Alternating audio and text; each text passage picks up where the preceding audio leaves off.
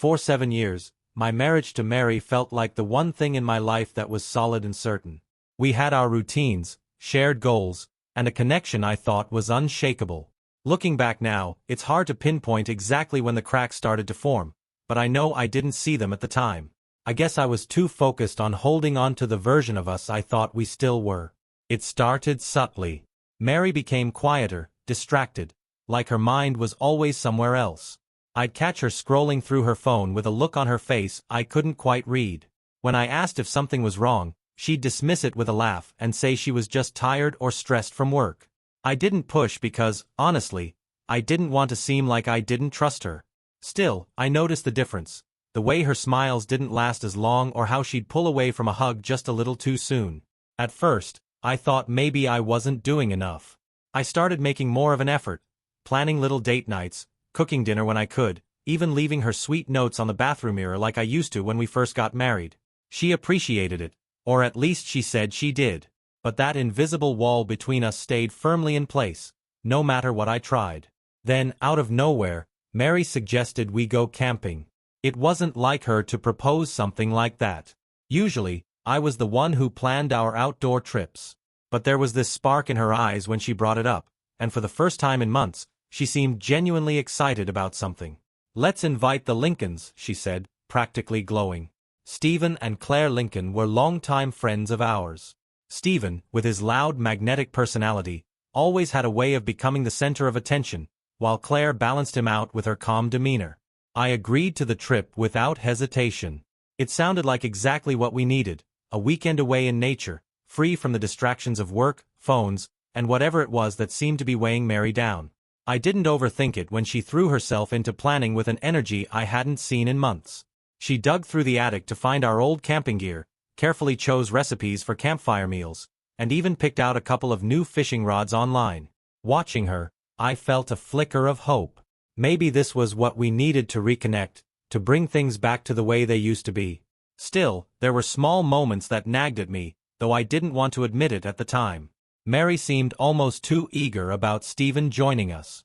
She kept mentioning him in passing, how he'd loved the fishing spot she found or how he always forgot basic camping supplies.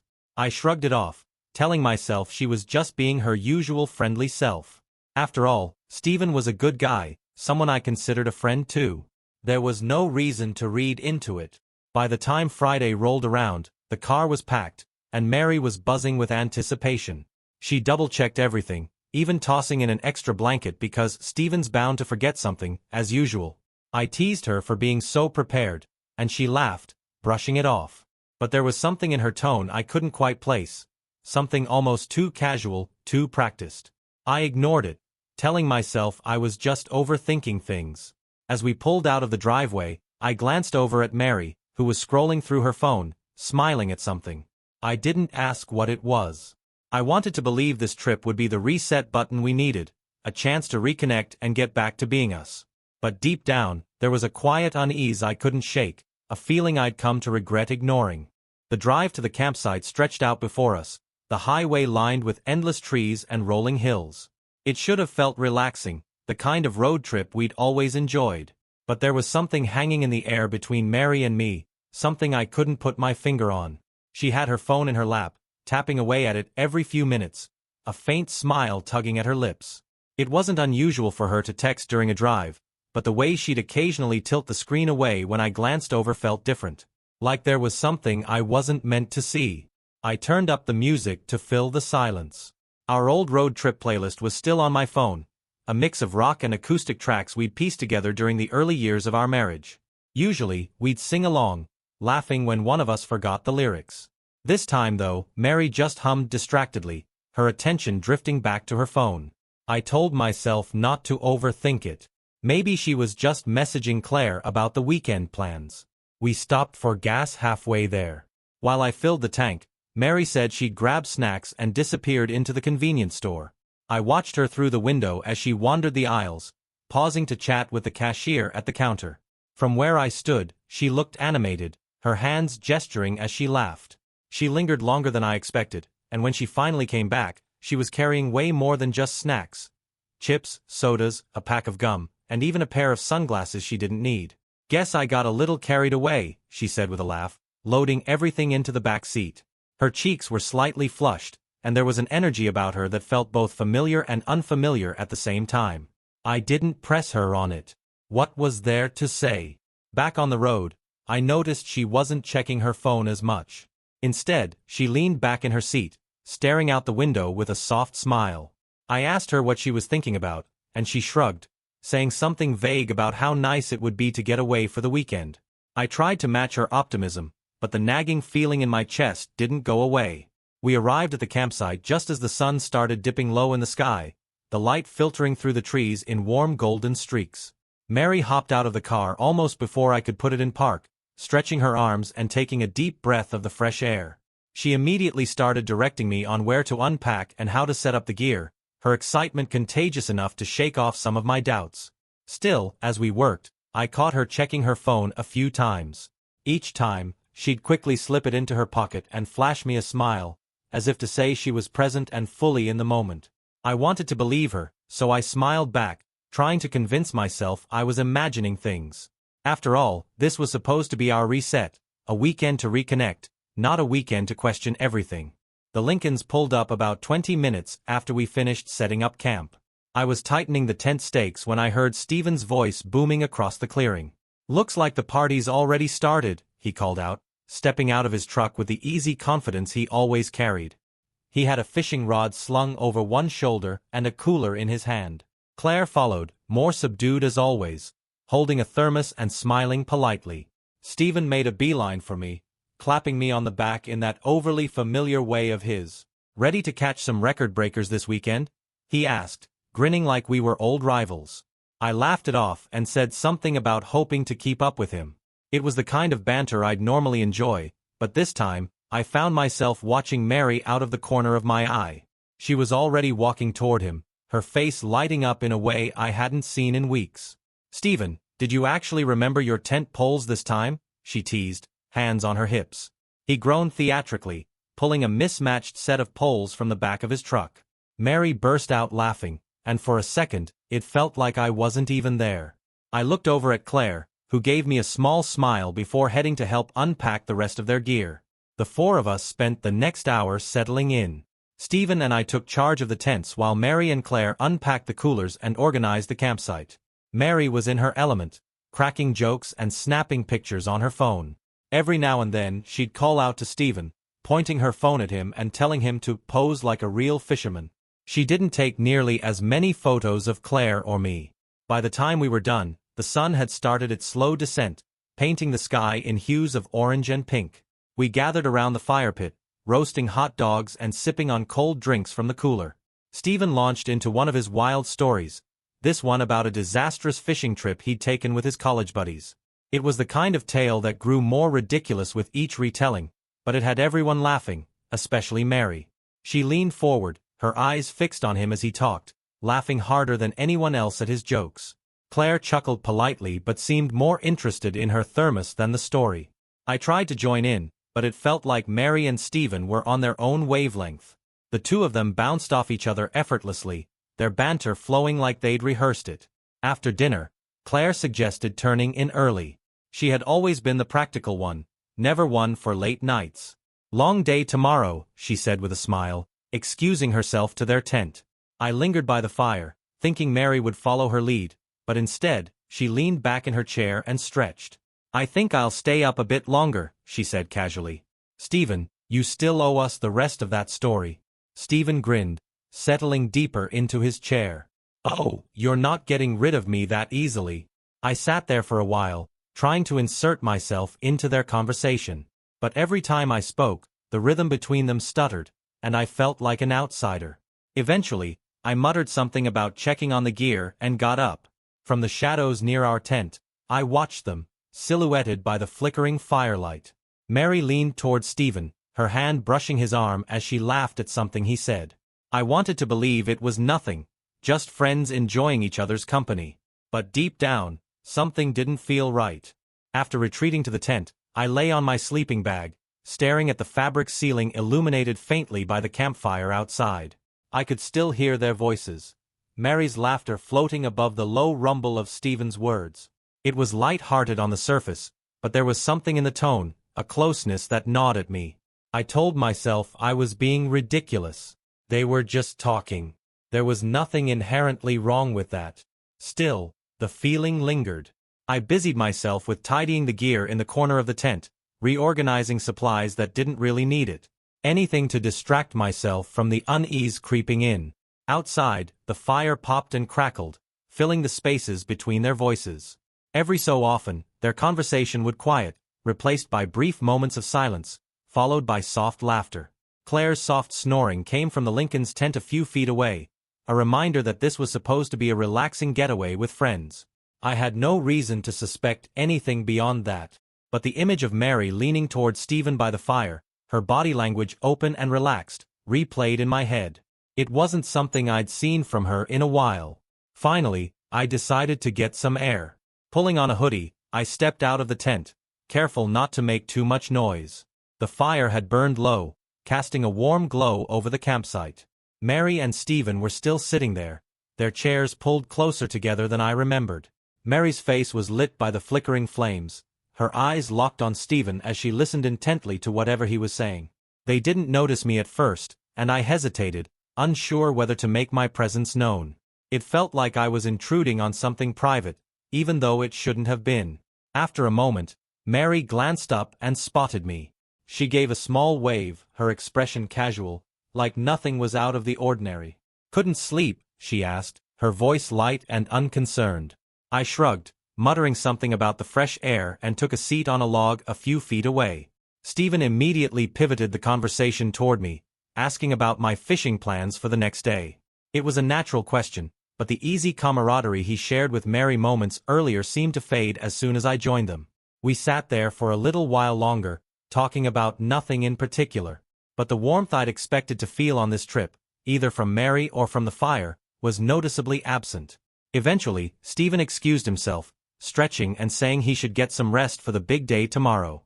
Mary stayed behind, poking the fire with a stick as it dwindled. "You staying out here much longer?" I asked, trying to sound casual. "Just for a bit," she replied, her tone neutral. "It's so peaceful out here. I don't want to waste it." I nodded, lingering for another moment before heading back to the tent. As I climbed into my sleeping bag, I couldn't shake the unease that had settled deep in my chest. Something about tonight felt like a turning point, though I didn't know why. The early morning sunlight filtered through the thin walls of the tent, warming the space enough to wake me.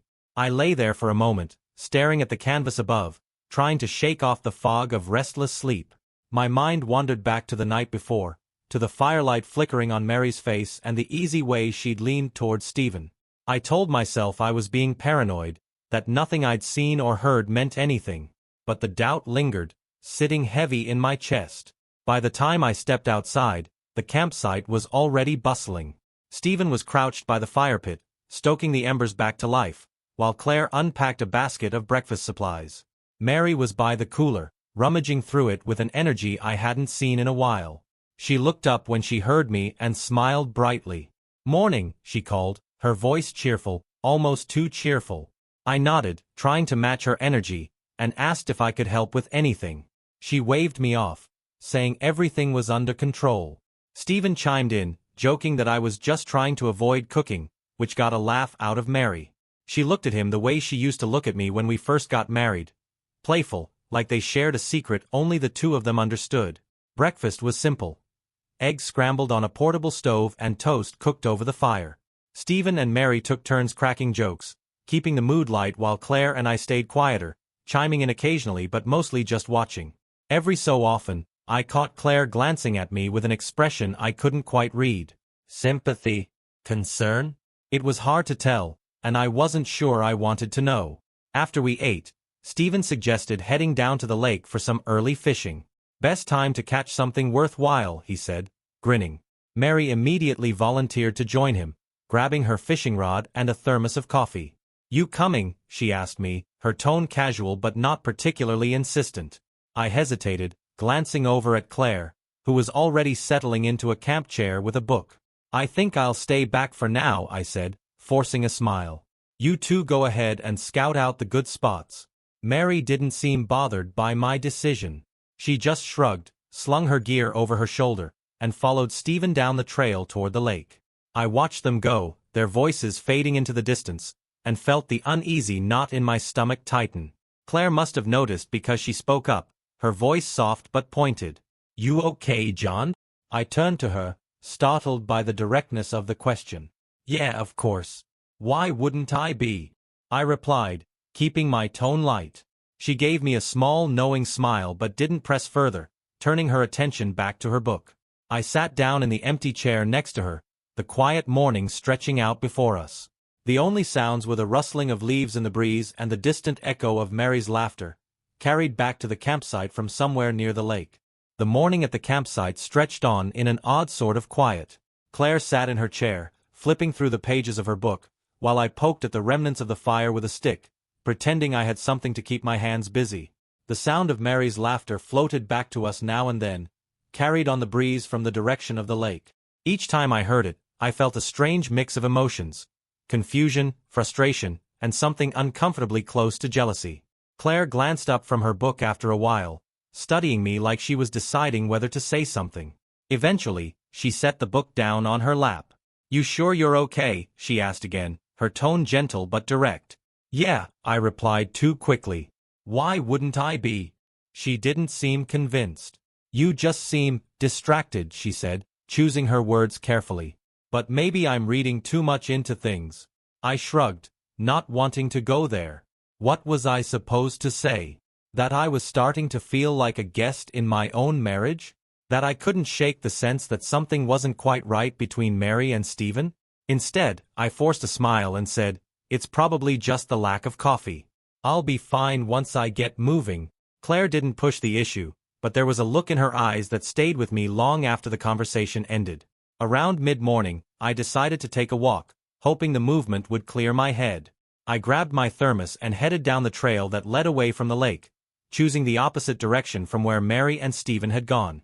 The forest was quiet, the only sounds the crunch of leaves beneath my boots and the occasional chirp of a bird overhead. But even as I walked, my thoughts refused to settle. I kept replaying the past couple of days in my head, the way Mary lit up around Stephen, how effortlessly their conversations flowed, and the laughter that seemed reserved just for him. I told myself I was imagining things, letting my insecurities get the better of me. After all, Mary was my wife. If something was wrong, she'd tell me, wouldn't she? I wandered back to the campsite an hour later to find Claire still in her chair, her book now closed and resting on the armrest. "Mary and Stephen aren't back yet?" I asked casually, trying not to sound too interested. She shook her head. "Not yet. But fishing can take a while, you know." Her words were reasonable, but there was something in the way she said them that made me pause. I sat down across from her, the silence between us heavier than it should have been. Eventually, the sound of footsteps on the trail broke the tension. Mary and Stephen emerged from the trees, laughing about something I couldn't hear. Mary's face was flushed, her eyes bright in a way that made her look different. Stephen was carrying the cooler, grinning as he joked about how the fish must have been on vacation because they hadn't caught a thing. Mary handed me the thermos she'd brought, now empty. "You missed a lot of nothing," she said lightly, plopping down in her chair with an exaggerated sigh. "Better luck this afternoon, right?" I nodded, managing a small smile. But as I watched the two of them settle in, the unease I'd felt earlier returned, stronger than before. The drive home from the campsite was quiet, the kind of silence that presses down on you like a weight. Mary scrolled through her phone for most of it, occasionally humming along to the radio or commenting on the weekend's events, but I barely responded. I was too lost in thought, replaying everything I'd seen and heard. Her laughter by the fire, the way she seemed so at ease with Stephen, it all gnawed at me. When we pulled into the driveway, she climbed out of the car quickly, already talking about needing a long shower and unpacking later. I followed her inside, but instead of helping unload the car, I went straight to the bedroom and sat on the edge of the bed, waiting. My hands were clenched into fists, the words I needed to say swirling in my head, jumbled and raw. When Mary finally came into the room, I didn't waste any time. I told her I knew something was wrong, that I wasn't blind to the way she'd acted around Stephen all weekend. At first, she denied it, brushing me off with laughter and claiming I was overthinking. But the more I pressed, the angrier she became, accusing me of being paranoid and controlling. That was the last straw. I told her she needed to pack her things and leave. The words came out colder than I expected, but I didn't back down. She stared at me, her mouth opening like she was about to argue, but then she snapped it shut. For a moment, she looked stunned, like she couldn't believe I was serious. But then her face hardened, and without another word, she grabbed a suitcase and started throwing clothes into it. I watched from the doorway, my heart pounding but my resolve firm. This was my home, our home, and she had betrayed the trust it was built on. She muttered under her breath as she packed, something about how I was making a mistake, but I didn't respond. I couldn't. An hour later she was gone, her car pulling out of the driveway without so much as a backward glance. The house felt eerily quiet, and for the first time in years, I felt like I could finally breathe. But that relief didn't last long. The next day, my mom called. From the moment I answered, I could tell something was off. Her tone was sharp, accusatory, and before I could even get a word in, she launched into a tirade about how I'd mistreated Mary and thrown her out for no reason. Confused and furious, I asked her what Mary had told her. That's when I realized the full extent of the lie. According to my mom, Mary had shown up at her house in tears, claiming I'd kicked her out over a misunderstanding and accused her of things she hadn't done. She'd painted herself as the victim, saying I was being irrational and controlling. My mom, ever the soft-hearted one, had taken her side without even hearing mine. I could feel my blood boiling as I tried to explain, but my mom cut me off, saying Mary was staying with her until we worked things out. That was the moment I knew I had to set things straight. I drove to my mom's house that evening, my hands gripping the steering wheel tightly as I rehearsed what I was going to say. By the time I pulled into her driveway, I was ready for a fight. Pulling into my mom's driveway, I took a deep breath, trying to steady myself. Her small, neat house, with its perfectly trimmed hedges and flower pots on the porch, had always felt like a haven growing up. But now, it was the scene of yet another betrayal, this time orchestrated by Mary. I knocked once and stepped inside, the door creaking as I entered. My mom was in the kitchen, wiping her hands on a dish towel, her face tight with disapproval. "What are you doing here, John?" she asked sharply, skipping any kind of greeting. "Mary's been through enough." The anger I'd tried to keep in check bubbled to the surface. "She's been through enough?" I shot back, my voice rising despite my efforts to stay calm. "You've only heard her side of the story, Mom. Did you even think to ask me what happened before taking her in?" She frowned, hesitating for a moment before replying. "She's your wife, John. She came here in tears, saying you threw her out without an explanation. What was I supposed to do? Turn her away?" Before I could respond, Mary appeared at the top of the stairs, wearing one of my mom's old cardigans and looking far too comfortable for someone in the middle of a supposed crisis. Her eyes widened slightly when she saw me, but she quickly composed herself, adopting a look of wounded indignation. "What are you doing here?" she asked, her tone sharp but laced with faux innocence. "Come to kick me out of here too?" I stepped closer, keeping my voice steady but firm. "I came to set the record straight," I said, looking between her and my mom. "Because clearly, you've twisted the truth to make yourself look like the victim." Mary crossed her arms, feigning disbelief. "I told her the truth, John. That you accused me of things I didn't do and threw me out without listening to reason." I laughed bitterly, shaking my head. "That's rich, Mary. You conveniently left out the part where you spent the entire weekend flirting with Stephen right in front of me, didn't you? Or how you acted like I didn't even exist half the time." My mom's eyes darted between us, her expression shifting as she took in my words. "Mary," she said cautiously, "is that true?" Mary faltered for just a second before recovering, turning to my mom with an expression of pure heartbreak. "Of course not. John's just misinterpreting things. You know how he can be." But my mom wasn't buying it anymore. Her eyes narrowed, and her tone grew more skeptical. "I don't think John's the type to make something like this up," she said slowly. "Mary, is there something you're not telling me?" Mary's face flushed, and she opened her mouth to respond, but I cut her off. "You've been lying, Mary. You ran here hoping to get sympathy and avoid taking responsibility for your actions. But it's over. I'm not letting you twist this into something it's not." The room fell silent, the weight of my words hanging in the air. Mary's facade was cracking, but she wasn't ready to admit defeat yet. She glanced at my mom, trying to muster some tears, but they didn't come. My mom sighed, shaking her head as she leaned against the counter. "You two need to sort this out," she said finally, her voice weary. "But I'm not going to be dragged into it." She looked at Mary, her tone firm. "I think it's best if you find somewhere else to stay."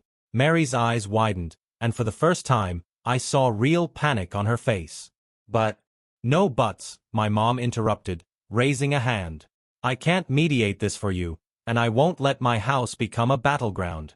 Pack your things, Mary." The courtroom was colder than I expected, not just in temperature but in atmosphere. The polished wood benches and the somber neutral tones of the walls made everything feel sterile, devoid of the emotion that had driven us here. I sat at the petitioner's table, my lawyer flipping through documents beside me. Across the room, Mary sat with her own attorney, her posture rigid and her expression carefully blank. She looked like a stranger, not the woman I'd spent 7 years building a life with. The judge entered, and we all rose, the sound of shuffling papers and creaking chairs echoing in the room. When the proceedings began, it was surreal to hear our marriage, the good and the bad, reduced to legal arguments and exhibits. My lawyer wasted no time laying out the case. How I had provided for our household, how Mary had betrayed our trust, and how her actions had led to the irreparable breakdown of our relationship.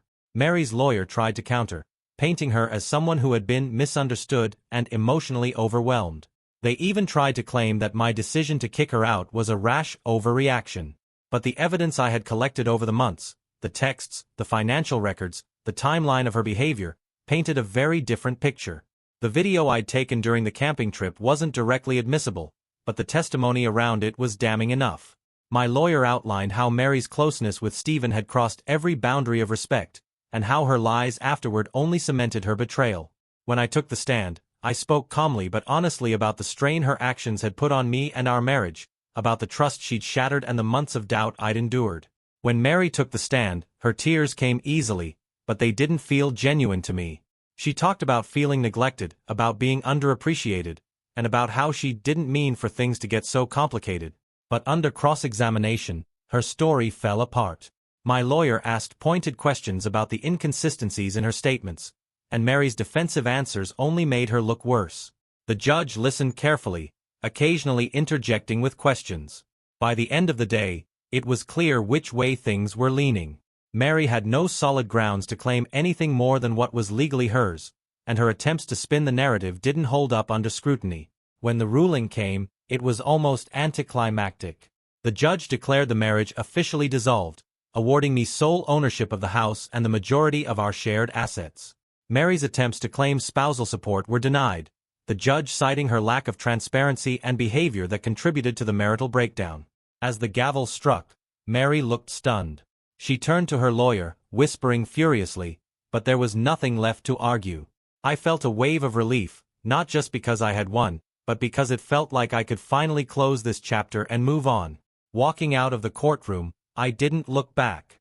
Whatever sympathy I might have once had for Mary had been eroded by her lies and manipulation. For the first time in months, I felt a sense of freedom, a chance to rebuild my life on my own terms, without the shadow of betrayal hanging over me. The weeks after the court ruling felt strangely quiet, like I was standing in the aftermath of a storm. For the first time in years, the house was truly mine. No arguments about where things should go, no tension simmering just below the surface. I spent the first few days cleaning and reorganizing, clearing out the remnants of Mary's presence. Her clothes, her trinkets, even the random books she never read but insisted on keeping for decoration. I packed them all into boxes and left them at the curb for her to pick up. She never came. Despite the relief of winning in court, there was no denying the emotional toll it had taken. Nights were the hardest. The quiet that felt so freeing during the day became suffocating after the sun went down. I'd lie in bed, staring at the ceiling, replaying everything in my head, wondering how things had gone so wrong and how I'd missed the signs for so long. My mom called a few days after the trial. Her tone was softer now, apologetic even. "I should have listened to you," she admitted, sounding older than I remembered. "I let Mary fool me, and I'm sorry, John. You didn't deserve that." Hearing her say those words lifted some of the weight from my chest. I didn't blame her for siding with Mary initially. My mom's the type who wants to believe the best in people, even when they don't deserve it. Still, it felt good to have her support now, when I was finally starting to move forward. Work became my escape. Throwing myself into projects and staying late at the office gave me structure, something to focus on other than the wreckage of my personal life. My coworkers were kind, but I could tell some of them were curious about what had happened. I kept the details vague. No one needed to know the full story, but the few who knew enough offered their support in quiet, thoughtful ways. One evening, as I was sorting through old photo albums in the living room, I came across pictures from our honeymoon. Mary and I, standing in front of a waterfall, her arm wrapped around me, both of us smiling like we didn't have a care in the world. It hit me like a punch to the gut. How happy I'd been, how certain I'd felt about the life we were building together. For a moment, I considered throwing the album out, but I couldn't bring myself to do it. Instead, I closed it and put it in a box with other things I wasn't ready to deal with. Maybe one day I'd look at those photos and feel nothing, but that day wasn't today. Despite the ups and downs, there were glimmers of hope. I started reconnecting with old friends, people I hadn't seen much of during my marriage. They reminded me of who I was before everything fell apart, and being around them felt like stepping back into sunlight after years in the shade. Every small step forward felt like a victory.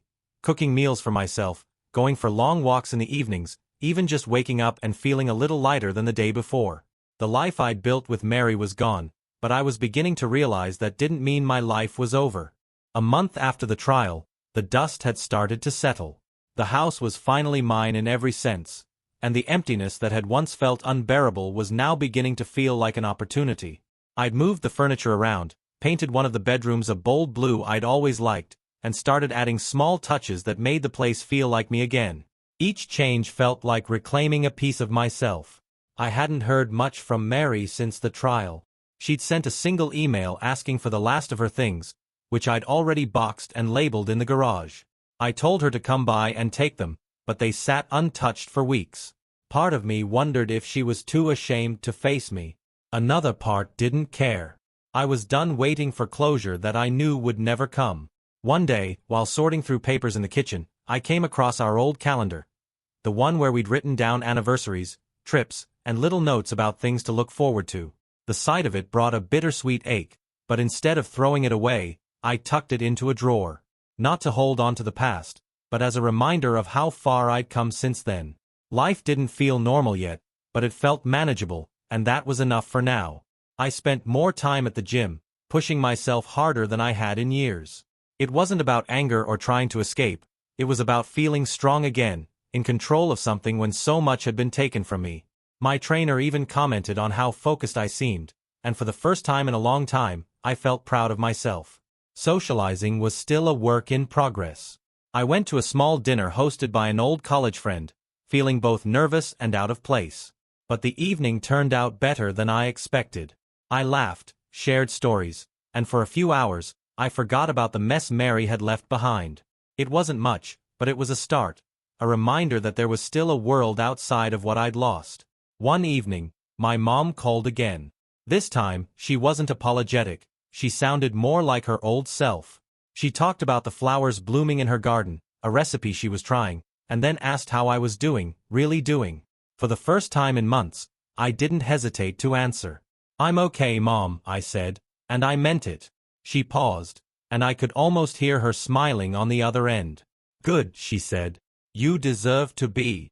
After we hung up, I sat on the back porch, watching the sun dip below the horizon. The quiet of the evening wasn't heavy anymore. It felt peaceful, like the kind of silence that comes after a long storm. It wasn't the life I thought I'd have, but it was a life I could rebuild. Life had settled into a new rhythm, and I was finally starting to feel steady again. Days were filled with work, evenings with small projects around the house, and weekends with friends who'd stuck by me. For the first time in a long while, I wasn't just surviving, I was beginning to enjoy myself. But peace has a way of being interrupted when you least expect it. It started with a casual mention. A coworker, Daniel, was scrolling through his phone during lunch and commented on a post in a community group we both followed.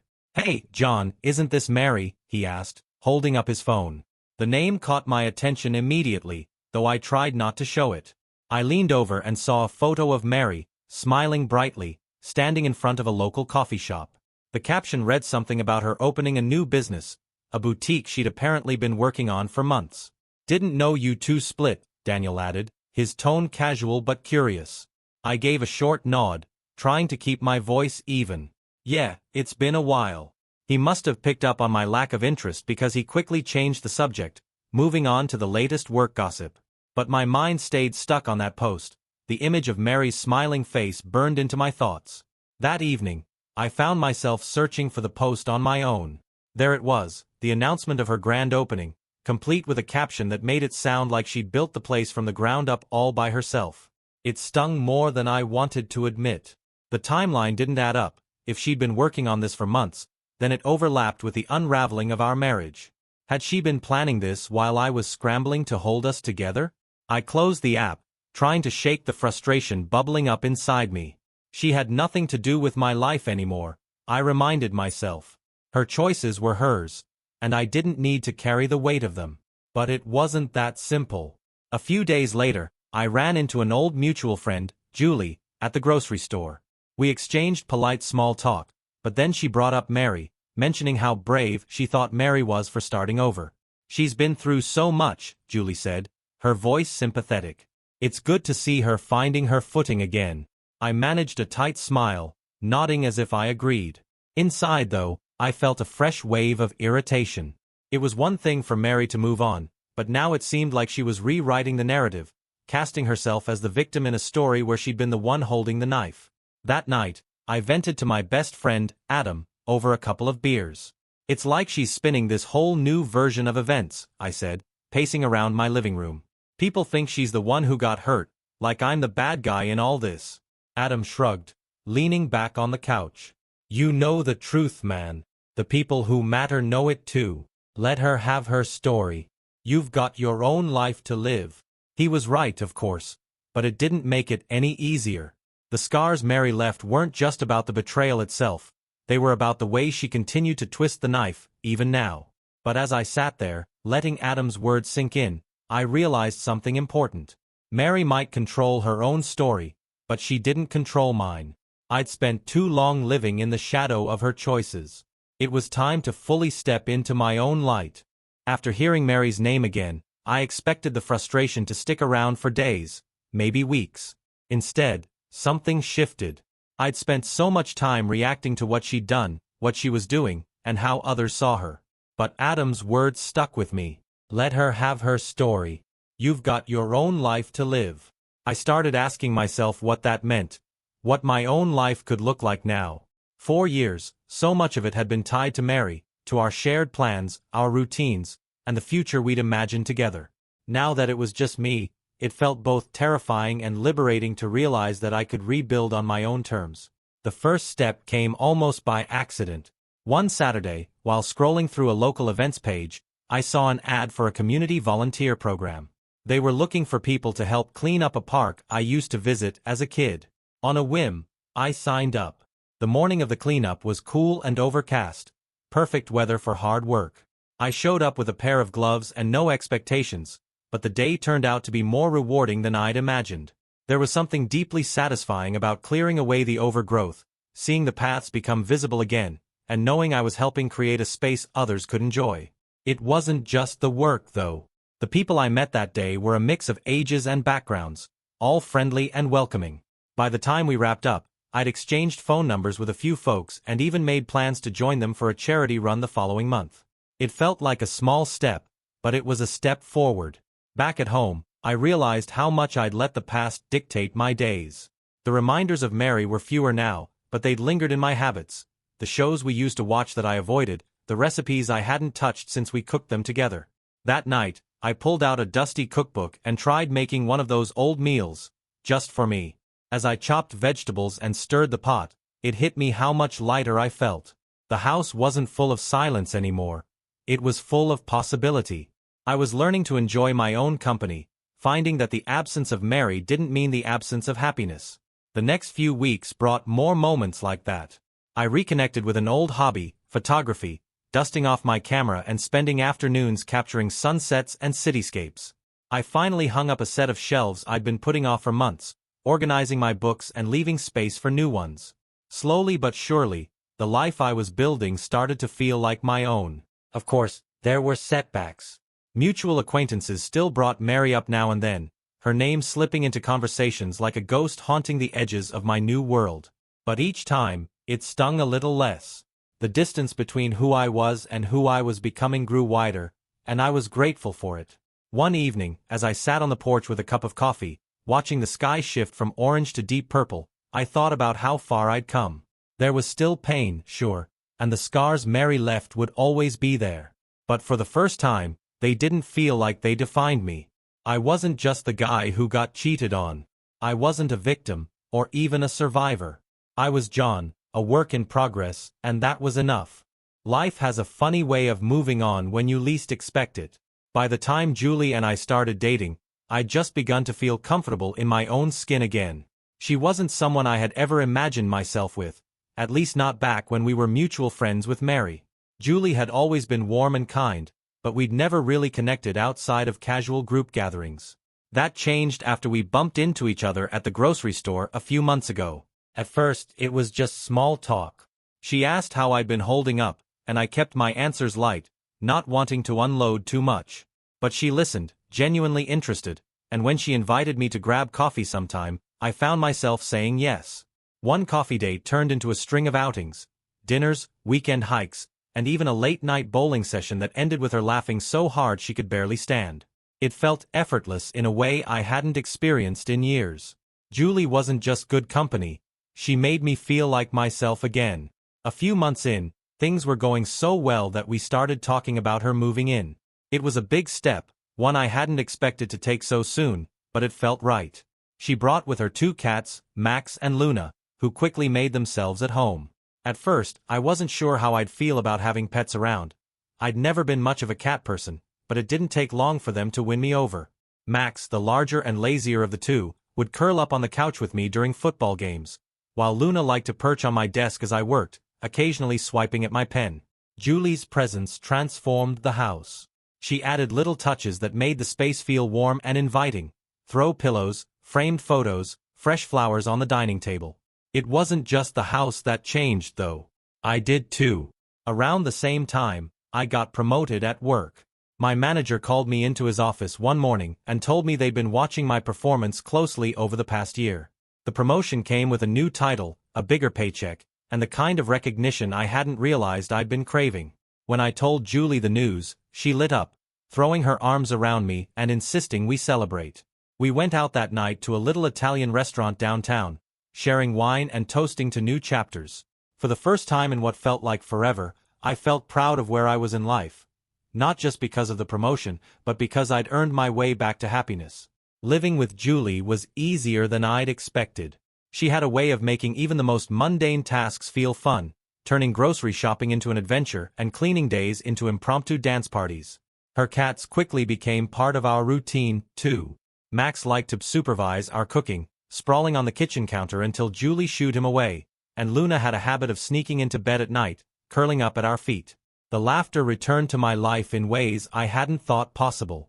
We spent weekends exploring new hiking trails, trying out recipes from cookbooks we'd found at thrift stores, and binge-watching old sitcoms we'd both loved as kids. It wasn't the kind of happiness I'd known before. It wasn't about grand plans or perfect moments. It was quieter, simpler, and more real. One evening, as we sat on the couch with the cat sprawled between us, Julie leaned her head against my shoulder and sighed contentedly. "I like this," she said softly. I glanced down at her, her face relaxed and peaceful. "I do too," I replied, meaning it more than I thought possible. For the first time in years, my life felt like it was mine again, not defined by the pain Mary had caused, but by the joy I was building with Julie. It wasn't perfect, but it was real, and that was more than enough.